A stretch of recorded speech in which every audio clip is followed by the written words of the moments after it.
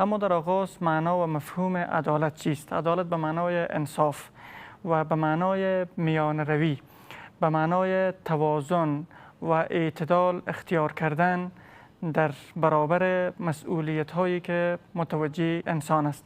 در زبان عربی یک طرف بار شتر عدل میگه، به این معنا که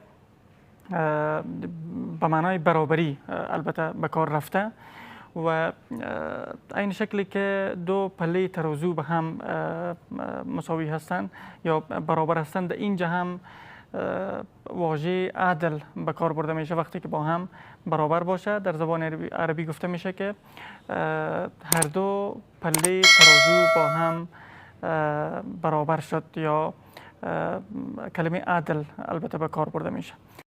عدالت و انصاف.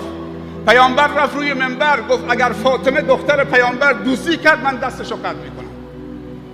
اسلامنا امرنا مع النصارى بما لا يتخيلون وما لا يحلمون. امرنا ربنا بالبر والقسط، والبر كلمة جامعة لكل خير، والقسط يعني العدل. لو أنني وقفت مع نصراني أمام القضاء تحت مظلة الإسلام، إن كان صاحب حق سيأخذ، وإن كنت ظالما سأعاقب. هذا إسلامنا.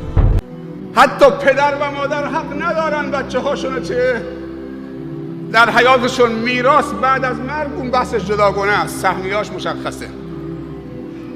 اگر یکی رو یک بوسه داد باید دومی هم منصف باشه. إسلامنا هو الذي جعل علي بن أبي طالب لا يستطيع أن يأخذ حقه من يهودي لأنه لا بينة معه. حضرت علی رضی الله عنه خنجر خورده بود تو پیشانی، اون خنجر ناجوان مردانه تو محراب در راه رفتن به نماز فرزندانشو طلبید، گفت بابا اگر این ضربه شهادت بود من رفتم و شما خواستی قصاص بگیری فقط یک ضربه، اون یک ضربه من زده شما فقط یک ضربه، حق نداری دو تا ضربه بزنید، حق نداری قاتل من اول مسلم کنید، غذا بهش ندید، آسایش ازش بگیرید، گوششو ببرید، بینیش ببرید، دستماش قطع بکنید، بعد از یک هفته ضربه بهش بزنید. یک ضربه بر پیشانی من وارد کرده، شما هم حق داری فقط یک ضربه. اگر من خودم زنده موندم خودم میدونم و قاتلم، میبخشمش یا چه قصاص میگیره. انصاف. بالاخره حضرت عمر میان اینا فیصله کرد. وقتی حضرت علی به جای خودش برگشت، حضرت عمر گفت ای علی، از این که تو را بلند کردم ناراحت شدی؟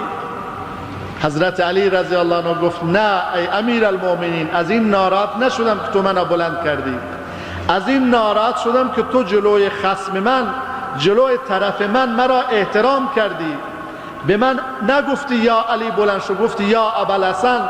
من ترسیدم که در دل اون بنده خدا چیزی بیاد که ممکنه تو طرفداری از من بکنی.